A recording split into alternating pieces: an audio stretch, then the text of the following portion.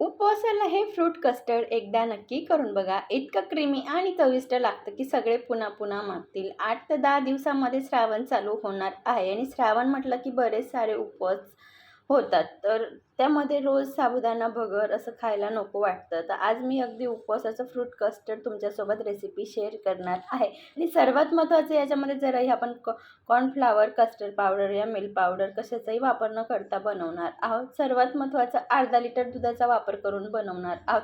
चला मग न वेळ घालवता लगेच रेसिपीकडे वळूया. सर्वप्रथम इथे मी गॅस ऑन करून घेतलेला आहे. गॅस ऑन करून कढई ठेवलेली. कढईमध्ये आपल्याला अर्धी वाटी साबुदाणे घ्यायचे. बघायला गेलं तर 12 ग्रॅम साबुदाणे आहेत. आपल्याला छान पद्धतीने अगदी 1.5 ते 2 मिनिट भाजून घ्यायचे. हलका कलर चेंज होतो तोपर्यंत भाजून घ्यायचे. बघू शकता सुरुवातीपेक्षा साबुदाणे आता नॉर्मल फुगलेले आहेत. इतपत आपल्याला छान भाजून गार करून घ्यायचे.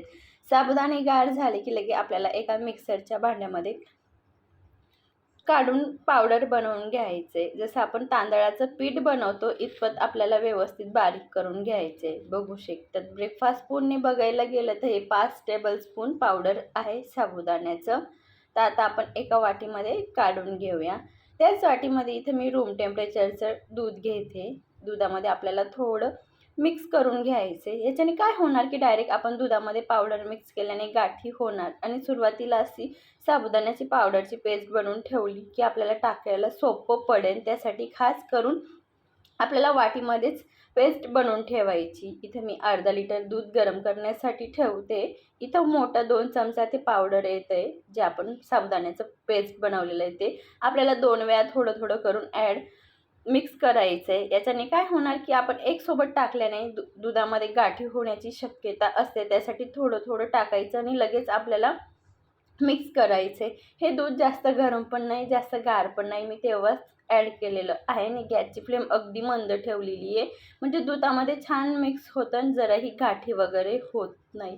साबुदाण्याचं सर्वांना माहिती की लवकर प्रमाणामध्ये गोळे व्हायला तयार होतं. त्यासाठी ही पद्धत आवर्जून एकदा नक्की वापरून बघा. बघू शकता त्या पद्धतीने मी सर्व पेस्ट मिक्स करून घेतलेली आहे. आता आपल्याला मिक्स करत करत छान दुधाला उकळी काढून घ्यायची. बघू शकतात दूध हलकं आता गरम व्हायला सुरुवात झालेली आहे. जसं जसं दूध गरम होईल त्या पद्धतीने आपल्याला दुधाचा थिकनेस समजेलच. राहिलेली पण थोडी पेस्ट होती मी ती पण ॲड करून घेतलेली आहे आणि सारखं मिक्स करायचं आहे.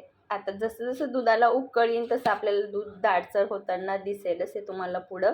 आता आपल्याला छान पद्धतीने दुधाला हलकी उकळी आली की याच्यामध्ये मी आता आम्हाला जेवढं गोडवा असेल त्यानुसार मी इथं अर्धी वाटीपेक्षा थोडी जास्त साखरचा वापर करते आणि ब्रेकफास्ट स्पूनने बघायला गेलं तर हे 7 टेबलस्पून साखर होती. 5 ते 6 केसर काढ्या. परत आता आपल्याला व्यवस्थित मिक्स करून घ्यायचे. बघू शकतात आपलं दूध खूप क्रीमी आणि एकदम दाटसर झालेलं आहे. मी तुम्हाला जवळून पण दाखवते. बघू शकतात इतपत आपल्याला दूध छान करून घ्यायचे. प्रोसिजर करताना मला सुरुवातपासून शेवटपर्यंत अगदी 5 ते 6 मिनिट लागलेले आहेत. आता आपल्याला छान मिक्स झालं की गॅसची फ्लेम बंद करून द्यायची आणि परत मिनिटभर व्यवस्थित मिक्स करून घ्यायचे. बघू शकतात आपली साखर पण छान पद्धतीने विरघळलेली आहे दुधामध्ये आणि केसर पण छान कलर सोडायला लागलेली. आता आपण हे गार करण्यासाठी असंच सोडून देऊया. मला व्हिडिओमध्ये दाखवायचं होतं म्हणून मी खाली गार करण्यासाठी ठेवलेलं होतं पातेलीमध्ये पाण्यामध्ये आणि त्याच्यानंतर थोडा टाईम फ्रीजरला ठेवलं होतं म्हणजे जेणेकरून लवकर गार होईल. इथं मी माझ्या आवडीनुसार फ्रूट घेतलेले आहेत. तुम्हाला कोणते फ्रूट आवडतात त्यानुसार तुम्ही फ्रूट देखील घेऊ शकतात. मी इथं अर्धा पेरू घेतला आहे, अर्धा सफरचंद, 1 केळी आणि अर्धा डाळिंब घेतलेला आहे.